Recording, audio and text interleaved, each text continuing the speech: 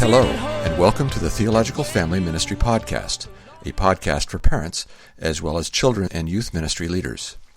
We are dedicated to showing how theological study and biblical application relate to the discipleship of children and youth. As always, we're hosted by Pastor Ben Palaz, the pastor of family and children's discipleship at Curtis Baptist Church in Augusta, Georgia, and Tony Trusoni, the family and student pastor at Faith Family Church in Finksburg, Maryland. Okay. Well, here we go, as the song said, Tony. And I don't know that we've mentioned this, but we are thankful to our friends at Seeds Family Worship for letting us make use of their song, and they make good stuff there. So check them out if you haven't. And we interviewed Jason Hauser from Seeds. So, yeah, check out their ministry, check out that episode. But Tony, how are you doing, my friend? I'm doing well, so enjoying the afternoon. I had some recording of some kids' videos, so I've got a lot of production work today, one might say. How about you, Ben?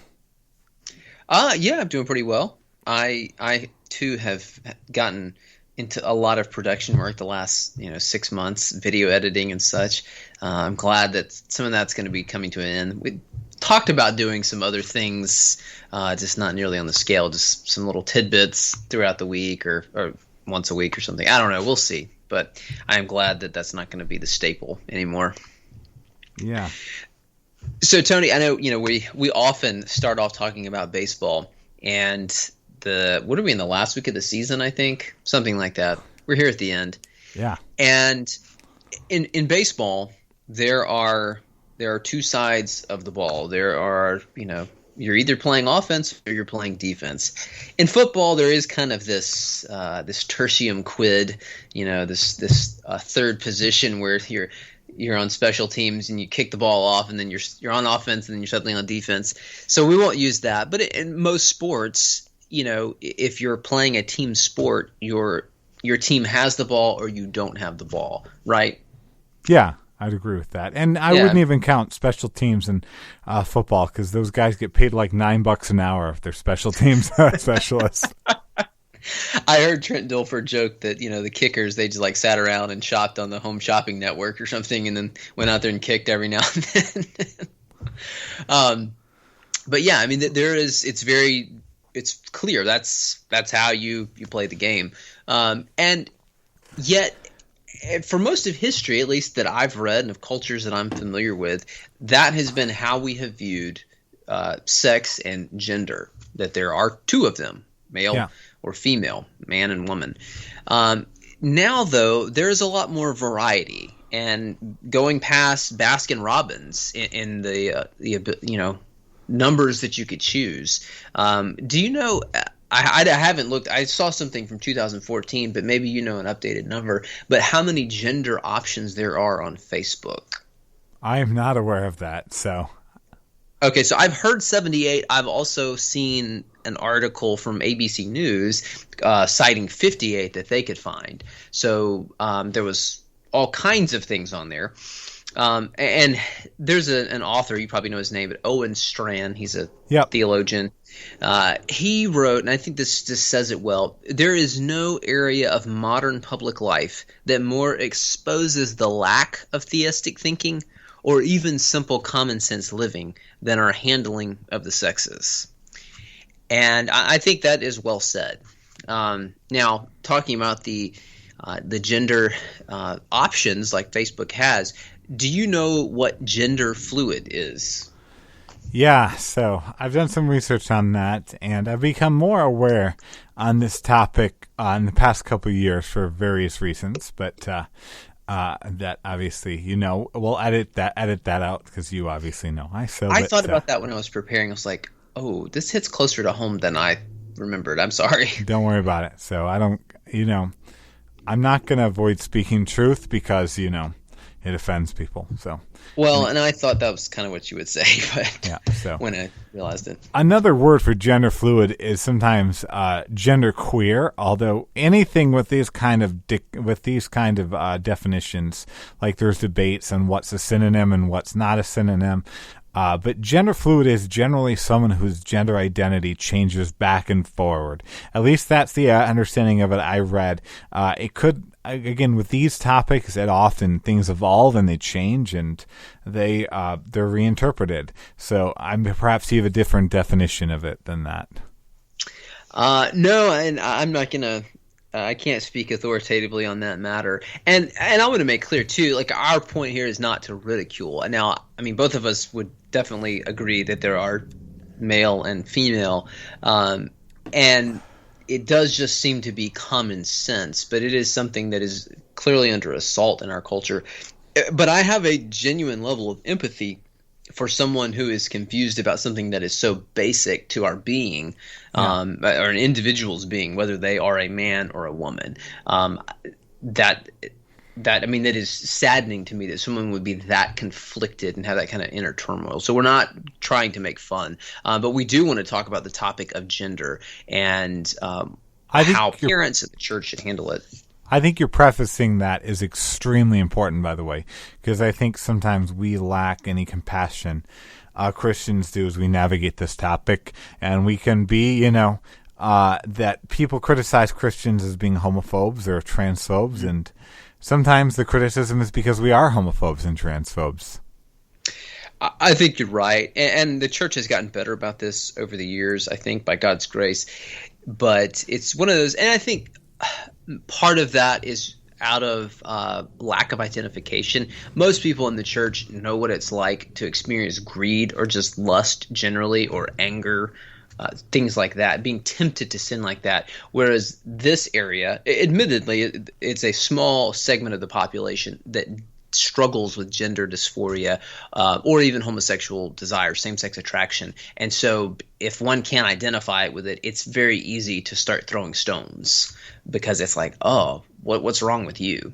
And so, I mean, that's just our fallen nature runs to justify itself. And so there we are.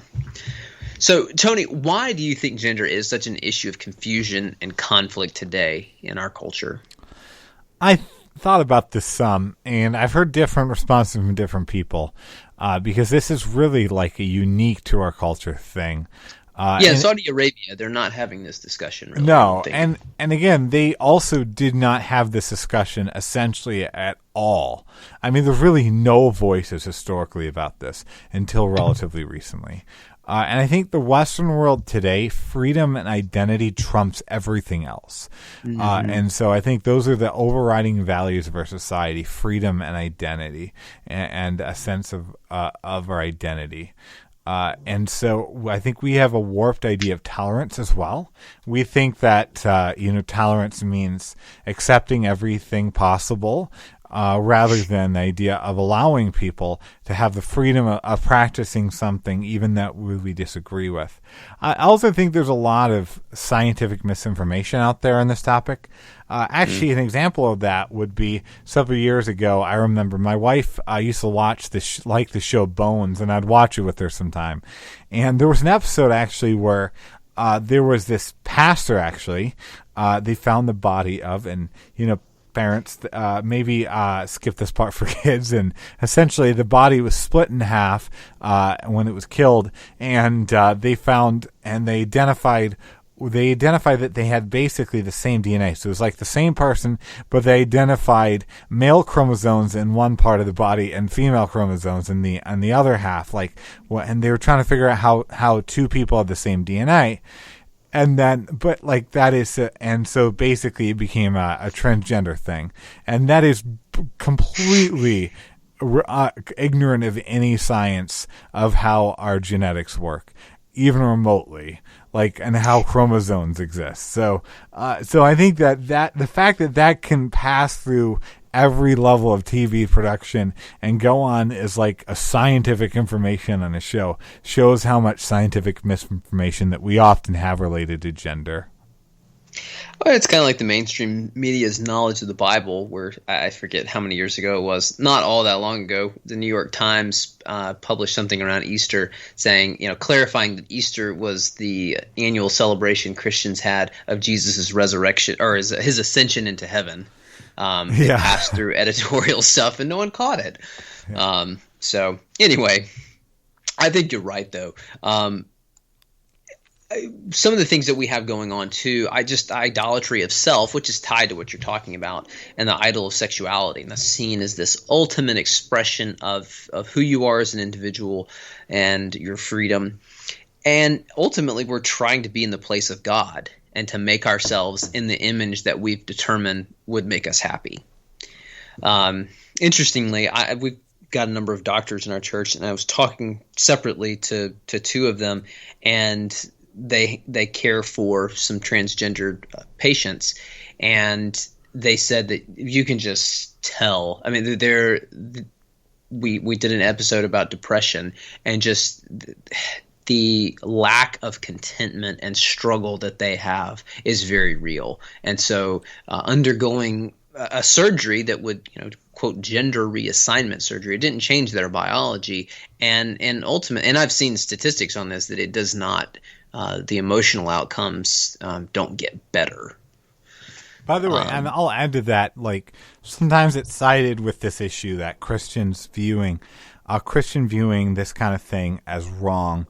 Actually, people die because of that, and that it causes people to kill themselves. But like, there's empirical statistics that show that suicide rates among the LGBTQ plus community are going up, even as society accepts it. And there's even significant evidence that suicide rates among those communities are higher in places like New York City and San Francisco, with exceedingly high acceptance of those practices. Which, I mean, it validates the truth of Scripture. We were not made to live this way. It is sad at the same time, that there's that many people who are suffering in that way, and they're running their own way. So how many genders are there, just to be clear? And is gender just a social construct? There are two genders. And the reason why there are two genders is because it's not. Because a father can pass down either his X or his Y chromosome. I mean, I'd say from a biblical, because God made man and woman, but that is manifested in science from the fact that just genetically, each parent passes down a chromosome, and a mother has to have two X chromosomes, and a dad can either do one of two chromosomes, pass down a Y or an X chromosome. And if they have a Y chromosome, they're a male, and if they have two X's, they're a female. So that, I mean, to me, that's all animals work that way. But, people might bring up like that there are cases that some people have two X's and one Y, and there are other related the issues with that kind of genetics. But those things, those chromosomal issues are exceedingly rare genetic abnormalities, and most of which lead you to be unable to have children. And suggesting that this justifies transgender and more than two genders is like suggesting there is no correct number of human hands, because it is legitimately possible to have a genetic issue that you have one hand. And I will say though, two genders are not merely two sexes. And sometimes, because some people will acknowledge that, they're two sexes, but they're more than two genders. But because the reality is that our genes indelibly impact our biology. You cannot separate sometimes the social from the biological aspect of it. I mean, there's a reason why some of these gender roles are tied to the science. Some gender roles are social constructs for sure. I mean, there's nothing and scientific about why women in America prefer pink and men don't oftentimes. But, but when you look at gender attributes, gender categories in these things, some of these are actually products of our binary genders. The majority, I think, of gender roles as we've understood that have frankly been caused by the binary aspects of gender. I mean, from decisions about who farms to decisions about, who stays home with the children. Because, only one gender can have children. Although, again, I'm not trying to be sexist, and we'll get into some of that. But a lot of these constructs are tied deeply into biology. Yeah, you're right. I mean, neither one of us nursed any of our children. Just wouldn't work out. No. So, yeah, I mean, that's a good point. So is this really a theological issue, or is it just a social or a political issue? I think it's absolutely a theology issue, as gender is in a way that impactful of the. I think it's absolutely a theology issue because gender relates to all levels of the theology triage we've talked about. You know, it relates to essentials of the gospel, it relates to secondary issues, and even third rank issues. I think this is so important that because God designed man and woman marriage to display the gospel. God designed marriage between a man and woman to display the gospel. So we don't get that man and woman is the nature of humanity. We fail to grasp that image of the gospel. And I think also, you know, you relate to secondary issues, ecclesiology, theology of the church. You have to be able to say, can a woman teach? Can the woman be a pastor if they think they aren't a woman? If they identify as not a woman? So that's theology, of course. And ultimately then we look at, is God's creation originally, that really truly originally good? And that's a theology question, because God said it was good when God created two genders. What do you think? What theology issues relate to this to you? Well, I think you nailed them. It deals with God's creator order, and it does relate very much to the gospel, because gender is not exclusively about marriage, but it is very much intertwined with marriage in a way that we should not and must not twist apart. And so that's aside from the political part of that and how that should be handled. But true marriage in God's eyes is between one man and one woman. And like you said, marriage is about Christ and his church and about the gospel and God's glory. And that is a really, really big deal in the Bible. And so that's not something you can disagree on and be in the same local church, that and the issues you brought up as well about the someone identifying as another gender so they could serve as a pastor. It doesn't work that way. So what does the Bible teach? What are some more specifics that it teaches us about gender? Yeah, so I'll just bring up some simple ones that are very similar, but between both testaments. First, back to Genesis 5:1-2. It says, in 5:1-2, it says, "And this is the book of generations of Adam, when God created man. He made him in the likeness of God." So this is the likeness of God, then explained in verse 2. "Male and female he created them, and he blessed them and named them man when they were created." So to be man is to be male or female. And Jesus, like sometimes Jesus is kind of dichotomized against the Old Testament. But Jesus himself showed that from the beginning of creation, God made them male and female. "Therefore a man shall leave his father and mother and hold fast to his wife, and the two shall become one flesh. So they are no longer two, but one flesh. What therefore God has joined together, let not man separate." And so I'm going to get I think when he brings up the one flesh, I think he's actually being pretty literal there. And I think that God's creation of the two genders is literally shown in the fact that our parts are designed in such a way that we literally in marriage become, in a sense, one flesh. And that's, two parts into one. It's not, 17 into whatever happens to be a combination we make it into. And I don't mean to be callous with that. No, but 17 can't self-identify as one or two. Those are some good points to bring out. And you said it a minute ago that God created it and saw that it was good. And then at the end of his creative work, he saw it and he said it is very good. Yeah. So it's God's gift to us, this gendered life that we have. It's also part of the fallen order now. The gender was there before the fall, and it's also subject to the fall now. And so we can use our gender to sin. We can also use our gender to love and to use it in distinctive ways. And so, those are just drawing really big level abstractions about it. But the Bible just assumes from the outset, from page 1, that God made us male and female. That to be made, as you said it, to be made in the image of God is to be male or female.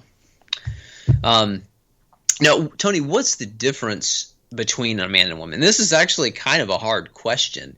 I mean, I've heard John Piper pose this, like if a little child was asking their mom, like, "Oh, Mom, what's the difference between you and Dad? Like, what does it mean to be a woman versus being a man?" And it is a good question to ponder. Is this just a matter of biology, or is there more to being a man and male versus a woman and female? Yeah. I've got a lot of thoughts on this, but I'm actually curious first what your thoughts are, what you have to say on this. Whew, yeah, this is one of those, it's almost, where angels fear to tread, trying to exactly define what this looks like and trying to take myself out of my cultural conditioning enough. I mean, all of us know we have cultural assumptions and biases and that kind of thing, and to try to step away from that. I will say I follow pretty closely the things that John Piper has said about this. He's put it – I'm looking at some stuff on my desk here, but one of the things is what's the difference, this little booklet where he distills some stuff he put in a bigger form.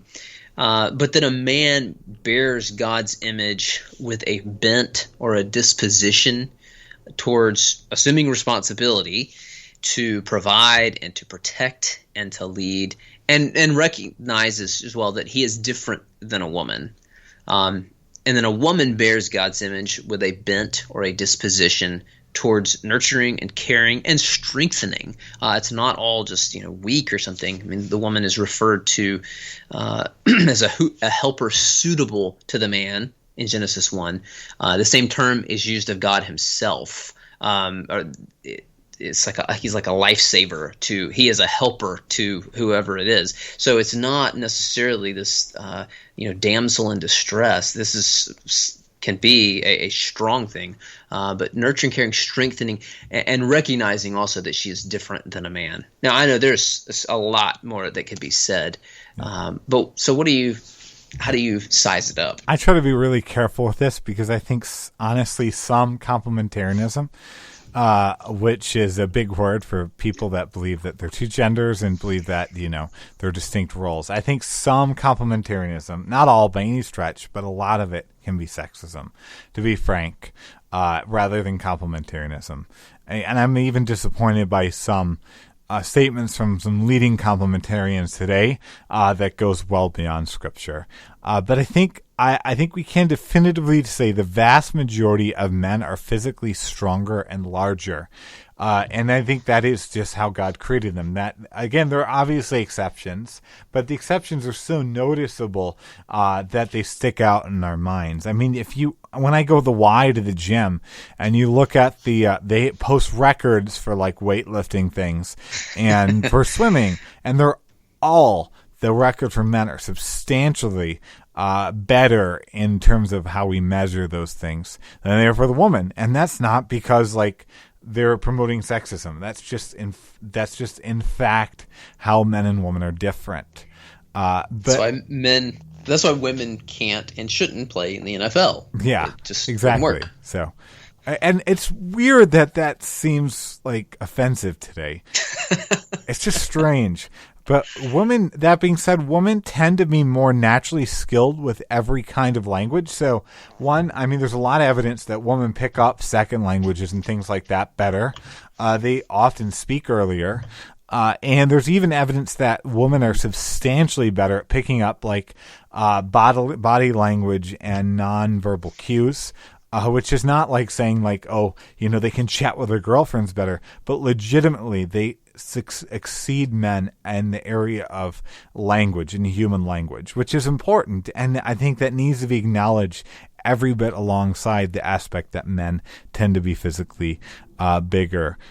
Even the anatomy and sex shows a difference in God's design. The objects that we have, I think it shows the nature of how sexual relations work, I think assume a kind of dynamic in the bedroom, assume a dynamic in relationships where it wouldn't work if a gender relationship in that sense was not interplayed. But I think the differences fit God creating one gender to be superior for physical labor and the other for relational activities. But that being said, I want to add definitively our economy has changed substantially from the Garden of Eden. And these differences have less social impact now. The reality is, very few people are farmers, and even farmers, a woman is every bit as capable of operating a giant machine as a man might be. She might not be as capable of using an old school tiller, but she's, every bit as capable of using some things. So I think some of these differences have less of an impact on the economy today than they would have in, in a society prior to technology. But I strongly also disagree with women being more kind of emotional or more inferior or less valued. I think that idea of woman being, this tied to emotions in a way that men are or women are inferior is, you can bring examples, but you can't prove that. And I think that's not something that the Bible teaches. And God does, I think, give some real gender roles in the church and in the home. I think God calls only men to be pastors. I think we've talked about that before. But I think all of these kind of differences in roles in the home and in the church are almost entirely because of typology, as in they point to the relationship between Christ and his church, and not because of the biology of the man and the woman. So I've clearly got a lot of thoughts on that.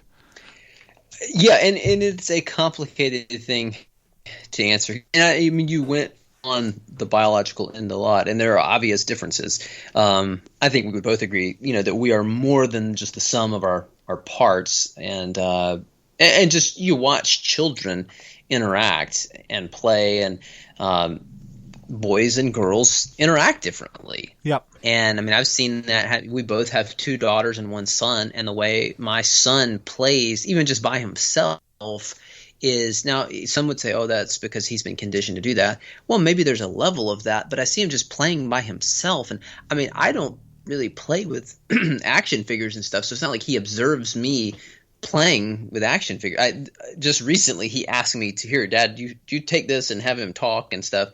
I mean, I play with my son, but that was just something we had not – specific behavior we had not done, and he's got the guy and crashing him into things and just more violent actions than my daughters do when they play with dolls or Barbies or play house. Yeah. But just what they're interested in. People that deny basic differences between male and female. How much time have you spent around children? Yeah. I mean, just because they're just different. And even we process information differently as adults. So how can parents work to raise boys into men and girls into women? And how much does the cultural influence that? You've mentioned how the cultural assumptions and things often feed into how we view male and female, or masculine and feminine. How do we take that in consideration as we're trying to raise boys that are men and girls that are women, and not just sort of these androgynous people? Yeah, that's a good question. Before I answer it, actually, some of your points brought up something to my mind that I think show how these kind of relationship dynamics are entwined in our DNA. When I was towards the end of high school, I went on a mission trip to Mexico, a poor part of Mexico, and there was this orphanage that was it was like exclusively native Mexicans, and we went there and we did a serve one day, and they we had brought some clay or something like that for them to play with, and that we were told to bring, and the boys all turned it into toy guns, and they were bad guy versus good guy type deal, and saving the day and everything. And and it was scolded by the people that were running the orphanage, and it explained that, we don't allow this behavior. We don't expose them to anything, that like this, but for some reason the boys are the only ones who do this, who act like this. And who'd have think, And so, I think that's a great example that, that by chance they happen to do that kind of thing, make one into like weapons and, play good guy versus bad guy. So, well, but to answer your actual question, I think we teach our unique designs must be used for serving others.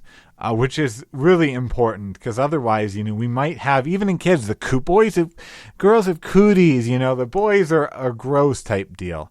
Our unique design is good because God gave us these different attributes so that we could serve one another and glorify Him together. And I think that we teach our kids to both boys and girls to glorify the wisdom of their Maker. And that's, I think, an important aspect in how we raise boys into men and women and girls into women, is teaching them that God was wise and good when He made you into what you are. And I think that we should have them embrace neutral aspects of cultural masculinity, femininity to some degree. So, I don't think that there's anything biblical or biological in that, women wear diamond engagement rings, whereas men just wear kind of the gold bands. But I think sometimes practicing these things that are symbols in our culture can be a good thing, or even different hairstyles. And I think because that can show that there's beauty and distinctiveness, and the distinctiveness between man and woman. But I would also be careful with pigeonholing gender, and realize that we are more the same, especially for single people. The reality is, I think the differences between a single man and a single woman are far less than that. The similarities are far greater than their differences. And it's, again, this is like the question before. It can be a tricky thing because so much of how we view it is influenced by our culture, and cultures differ on this. I read that they're called the Waorani, but they were kind of pejoratively called the Auca Indians, who killed Jim Elliot and the other missionaries that he was working with down in Ecuador in the 1950s, that it was considered very masculine to decorate the tree hut. Now, I don't know if they were decorating it with, animals they had killed or people. I mean, because they were, very, very violent culture. But it was considered masculine to sort of come up with poems and decorate the tree hut. And women would do some of the more farming kind of things, if I remember right. It's been a while since I've read that. But that was unique to that group of people.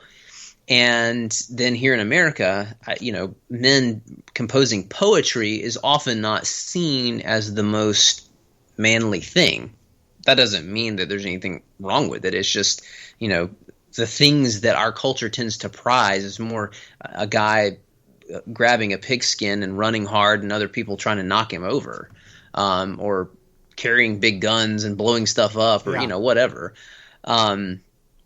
So I think we want to be aware of the culture. You mentioned the kind of the neutral aspects of the culture. It's things that are just people tend to recognize. Little girls often wear bows in their hair, whereas little boys never wear bows in their hair.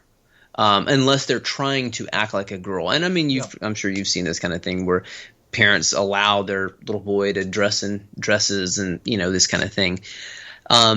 But just some of those kinds of activities, just being aware of those. But we want to try to cultivate what is masculine, what is feminine, and like you said, to glorify their Maker and His wisdom, and just helping them. You being a boy or you being a girl is a good thing. And it's amazing to me, just having children of both genders, how they naturally gravitate and identify with the parent of the same gender. Mm-hmm. And my son, and because he's the youngest one, I mean, he's the last one to the party, and so just observing this, and he's only 3, but seeing he knows that he's a boy like daddy, and the kinds of things if I'm trying to. And trying is the operative word. Trying to fix something, he wants to sit right there and he wants to hold a screwdriver and do these kinds of things. Whereas he'll help my wife in the kitchen some if she's making muffins or something, but he's much more inclined to come do some activity, like that with me. And so, I mean, I encourage that. Just he wants to spend time with me, and there's nothing inherently masculine about being able to fix something. Honestly, early on, it's just a moment of humility. Early in our marriage, my wife could fix stuff better than I could. Now, thankfully, I've improved, but yeah, just kids pick up on that, and so I think we need to be sensitive to that and invite them into those kind of activities, and model what it means to be a man, what it means to be a woman, for our children, and do that well. So, Tony, how can the church support parents in their efforts towards this? I think we should celebrate God's creation of gender in all of our ministries. I think should be an important thing that, we often don't talk that much actually about gender in children and youth ministries. Maybe we talk about it like when we're talking about marriage, but we don't talk about the beauty of there being two genders in a way that I think allows people to see this as just kind of curmudgeon-y thing. I think that we should provide people resources on this very hard topic. I think there are some excellent resources out there, and including one of my favorites, God and the Transgender Debate by Andrew T. Walker. And I maybe provide parents with that resource. I mean, give it away one Sunday. I think also we provide models as they grow of godly manhood and womanhood. And maybe that means that, churches can encourage people to, set up people as an example of a godly manhood and godly womanhood, and set up mentors within the church, a mentor for some of the guys, a mentor for some of the girls, not of stereotypes, but of a godly man or woman that is utilizing the aspects of how they're created unique for the glory of God. Those are What do you think, Ben? good tips. Yeah, I think just teaching about it clearly, even having some kind of special class about a session for the parents, but then, like you said, teaching children and youth about it. That is something that is often not mentioned a whole lot. It's just sort of assumed. I think we talked about the church one time, and we noted I think we'd both heard a podcast that Nine Marks did, and they noted in there how often there's not a lot of teaching to the church about what it means to be a church because it seems self-evident. It's like, well, yeah, you are that, so why do we need to talk about it? And it's sort of like, well, you are a boy or you are a girl, and so why do we need to talk about it? Yeah. But confusion abounds so much culturally, and cultural assumptions have shifted dramatically. And so you've got parents that weren't well taught or weren't brought up in the church. They come to faith in Christ, and the kind of assumptions they have, they're not thinking in biblical categories. I think it's very important that we do teach it well and clearly. And like you said, that there are those in the complementarian movement that could be more sexist. That's not to say that everybody there is falling into that. Because and even within that movement, there are differences of opinion on how far some of those kinds of things extend. Is this just the home and the church, or is this the whole society? But that's another discussion. So, Tony, why is it important for parents and churches to affirm and to celebrate God's good gift of gender? Yeah, this is an important question. And something that I think we really need to navigate. And I want to say, first off, I think it's important because our world is coming, ironically, to see women as inferior men in a lot of ways. And this might sound really weird, but actually I remember, and this has been the case for a long time, decades ago there was a famous tennis match. Have you heard of the Battle of the Sexes? Yeah, this is Billie Jean King and Bobby Riggs. Yeah. So, yeah, I mean, Billie Jean King versus Bobby Riggs. And it was kind of a challenge, that anything you can do, I can do better. I can do anything better than you type deal. And, who's going to win out, man or woman? And it was like almost everyone criticized that, that was serious, criticized as a joke because it was ultimately a challenge between one of basically retired a tennis player that had not been way out of shape and didn't prep versus the top woman tennis player in the world. And the fact that it was even competitive like was a statement. And then, there actually was another match similar to that where it was closer to, people that were in their prime, and the man actually destroyed the woman. It wasn't even close. And the problem with that is is our world, when we see that, when we try to see the genders as not related to biology, as not rooted in biology, that, we are also a world that values being faster, stronger, being, that more aggressive. We don't value things that are uniquely feminine. So really, in the battle of the sexes, then, a woman is an inferior man. And I actually honestly think that our world, if we continue on this path and how we're approaching approaching gender, we are going to substantially push back women's rights movements because of this. We'll just determine that women are inferior men. And I think that we actually show that God values all experiences of human equality, of all human experiences equally, when we pattern and celebrate God's good gift of gender, rather than kind of seeing it as one competing thing or 18,000 things. That's a good insight. I like that. That yes, there is this drive for women, and I think women feel this pull. I've read about it, and just talking to women, they feel like they have to do everything. They have to excel in their profession and climb up the ranks and prove that they're just as competent as men, if not more so. They also have to be super mom, and there was that, I don't remember Time or one of those magazines a handful of years ago with the lady nursing her kid on the front page or on the cover that sparked a lot of conversation, and just, having the kids sleep with them and all this kind of thing. You got to always be there for the child. But that gets very exhausting if you're working this demanding, high pressure job, as well as being there and attentive to the child. Not making the point should all stay home or not. That's not the issue. But just there is this push towards masculinity.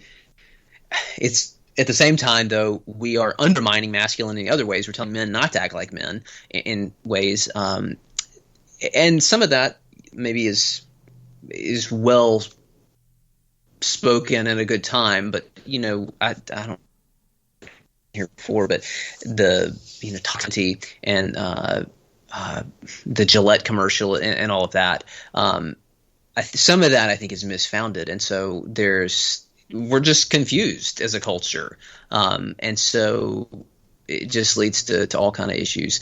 Really, the health of families is at stake if people aren't clear on what it means to be a man or a woman, and people are trying to assume one or the other role.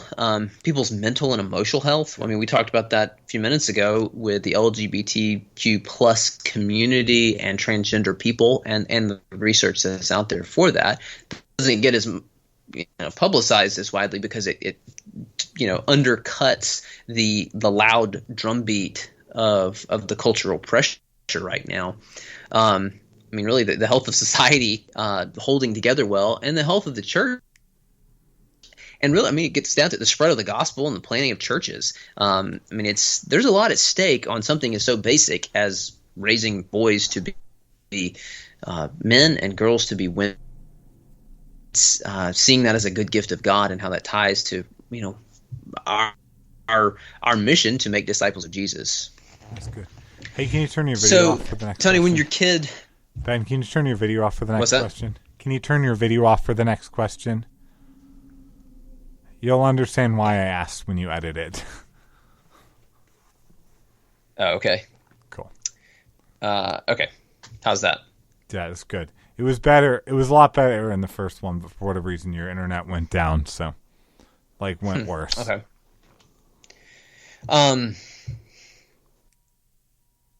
Go ahead. Your child or your teen comes home and they're so Tony, when your child or your teen comes home and they're talking about some person who's changing their gender, or now they're identifying as some new gender or two spirits or one of the options out there, how should you respond? So I think you should teach them to expect sinners to sin, which is an important thing. As in, like, we shouldn't be shocked when sinners sin. I think the church is way too often scandalized by the sin of the world around us, and we should love them when they do sin.